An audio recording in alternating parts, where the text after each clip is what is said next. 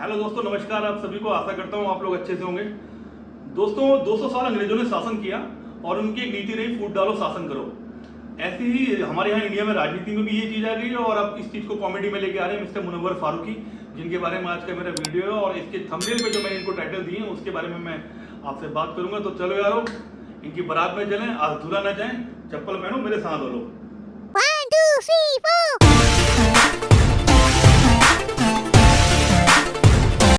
तो दोस्तों, जैसा मैंने अपने थंबनेल में लिखा है, mister Faruqui a proud Muslim, stand up comedian और समथिंग एल्स। तो मुद्दे की बात यह है, मैं प्राउड मुस्लिम पे तो बाद में जाऊंगा, पहले मैं स्टैंड अप कॉमेडी की बात करता हूं। कॉमेडी की दुनिया में ऐसे ऐसे बेताज बादशाह हुए, मिस्टर सर चार्ली चैपलिन, जिनका नाम अपने मुंह से बिना कुछ बोले वो हमको एंटरटेन कर सकते थे। और वर्ल्ड वाइड फेमस, आपको पता होगा, ब्रिटिश कॉमेडियन मिस्टर बीन जिन्हें कहते हैं, उनका एक अंदाज था अपना, बिना कुछ कहे, बिना किसी को ठेस पहुंचाए। अगर विदेशों में छोड़ो, आप इंडिया में भी अभी जो राजू श्रीवास्तव जी हमारे बीच नहीं रहे, जिन्होंने स्टैंड अप कॉमेडी की शुरुआत की, कभी उन्होंने ऐसी कॉमेडी नहीं की जैसी आप करते हैं। और मैं ये नहीं कह रहा कि आप उनकी नकल करो, लेकिन आप जो कर रहे हो वो बिल्कुल भी अकलमंदी नहीं है। कपिल शर्मा और आपके जाकिर खान, खैर इन लोगों के साथ आपका नाम ले रहा हूँ तो मेरी नज़र में इनकी इंसल्ट है, तो मैं नहीं लेता इन लोगों का नाम। अगर बात करते हैं फारूकी जी की कॉमेडी की, तो फारूकी जी की कॉमेडी मुझे लगता नहीं कि कॉमेडी, ये तंज कसने वाली बात है।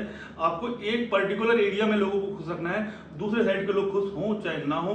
आप सिर्फ मुस्लिम समुदाय को हैप्पी रखने के लिए, उनको उनकी खुशी के लिए आप मेरे हिसाब से कॉमेडी करते हैं। और जिस टाइप की कॉमेडी आप करते हैं, मुझे लगता नहीं कि मुस्लिम समाज भी उससे खुश होता हो या उससे कोई ताल्लुक रखता हो। या भाई, मेरे हिसाब से आपका सोचना इस तरीके से है ना, ठीक है, दो समुदाय हैं, एक बहुसंख्यक एक अल्पसंख्यक।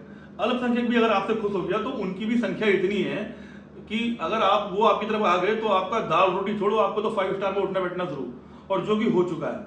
तो इस सोच के साथ आपकी कॉमेडी चल रही है, इससे ज्यादा कुछ नहीं है। आपकी क्लिप आपको प्रेजेंट करता हूं। आप जो इसमें मुस्लिम, आपको जिस तरीके से आप अपने आप को दिखा रहे हैं, यार हम लोग वेडिंग में भी ऐसा फोटो लेने के टाइम पे चीज की जगह बीफ बोलते हैं। भाई मेरे भी 40 मोमडन दोस्त हैं, उनके साथ मेरी 140 फोटोज हैं।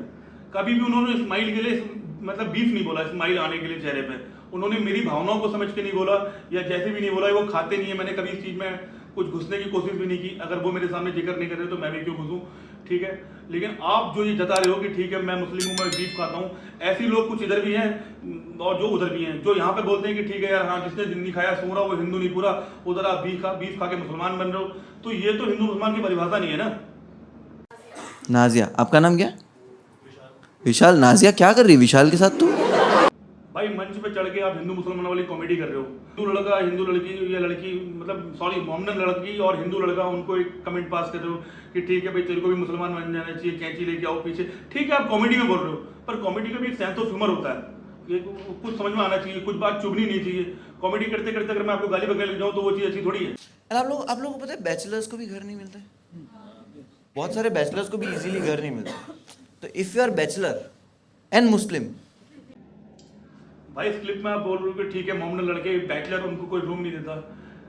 सर सुनो, कलाम साहब लाइफ टाइम बैचलर रहे, क्या उन्होंने कभी किसी का रूम नहीं लिया होगा? ऐसे ऐसे हिंदू होंगे जो कलाम साहब को अपना घर ही दे देंगे।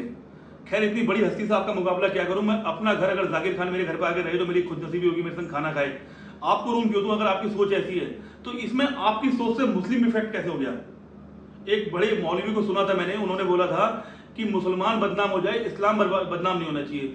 जो आपकी बातें हैं ना, मुझे लगता नहीं कि ये इस्लाम तक जाएंगी। भाई रहा सवाल प्राउड मुस्लिम वाला, दोस्त खुद अपने मुस्लिम समुदाय के लिए आपने एक वीडियो डाली थी, कोई गृह मंत्री आपके पास आ रहे हैं आपके सपने में, वो आपको बता रहे हैं कि मुसलमान को बम बांध के घूमना चाहिए। बोलो, इमेजिन कर रहा हूँ आज से सभी मुसलमानों को सीने पे बम बांधना लीगल।